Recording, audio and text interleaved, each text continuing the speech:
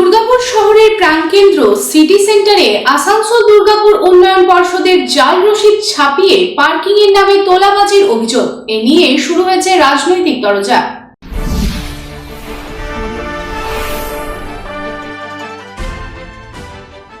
বারবার মুখ্যমন্ত্রী প্রশাসনিক বৈঠকে পুলিশ প্রশাসনকে নিরপেক্ষ হওয়ার জন্য বলছেন, সতর্ক করছেন অন্যায় কাজে মদত না দেওয়ার জন্য।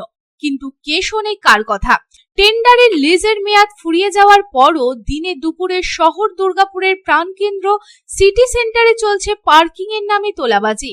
বারবার পুলিশকে জানিয়েও কাজের কাজ কিছু হচ্ছে না। ক্ষোভ প্রকাশ সরকার নিয়ন্ত্রিত স্বশাসিত সংস্থা আসানসোল দুর্গাপুর উন্নয়ন পর্ষদ বা এডিডিএ চেয়ারম্যান কবি দত্তর। বিরোধীদের অভিযোগ, প্রভাবশালীদের মদতে চলছে এই তোলাবাজি। তোলার কোটি কোটি টাকা কার বা কাদের পকেটে ঢুকছে তা নিয়ে উঠেছে প্রশ্ন, তুলেছে বিরোধীরা। সরকারি রাজস্ব ফাঁকি দিয়ে কিভাবে দিনে দুপুরে সিটি সেন্টারের মতো শহরের প্রাণকেন্দ্রে দিনে দুপুরে চলছে তোলাবাজি? পুলিশকে বারবার বলার পরও কাজ হচ্ছে না। ক্ষোভ উপড়ে দিলেন সরকারি নিয়ন্ত্রিত স্বশাসিত সংস্থা আসানসোল দুর্গাপুর উন্নয়ন পর্ষদ বা এডিডিএর চেয়ারম্যান কবি দত্ত। এবার আসা যাক পার্কিং এর নামে কি চলছে, কিভাবেই বা টাকা তোলা চলছে।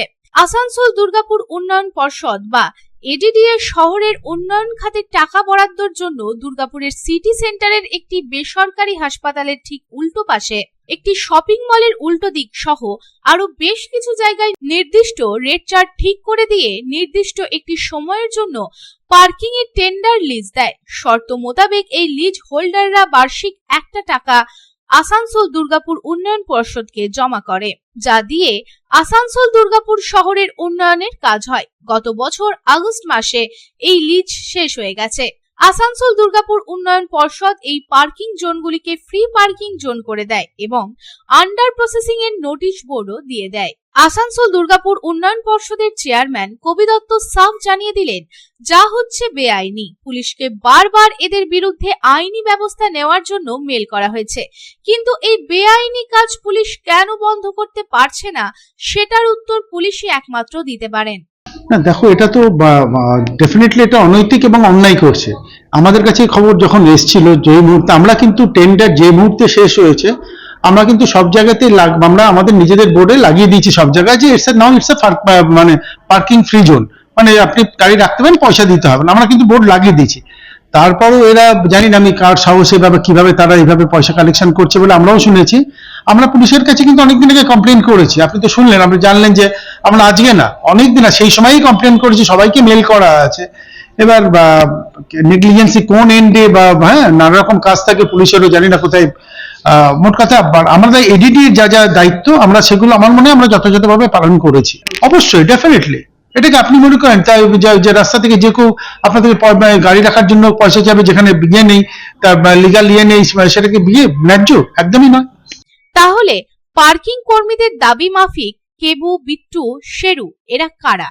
এদের মাথায় কার বা কোন প্রভাবশালীর আশীর্বাদের হাত রয়েছে? নচেত এত বড় দুঃসাহস হয় কি করে?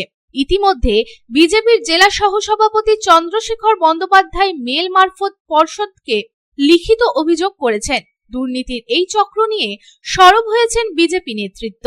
2024-এ মেয়াদ শেষ হয়ে গেছে এডিডিএর পার্কিং টোল ফ্রি সেন্টার। সেখানে সুজয় পাল অ্যালায়েন্স কেবু তিনি টেন্ডার নিয়েছেন। তার টেন্ডারে এখনও পর্যন্ত যার মেয়াদ উত্তীর্ণ হয়ে গেছে, সেই মেয়াদ উত্তীর্ণ পার্কিংয়ের এখনও পর্যন্ত স্লিপ দিয়ে পয়সা তোলা হচ্ছে। অনিতা বলে একটা অ্যাকাউন্টে সেই পয়সা নেওয়া হচ্ছে।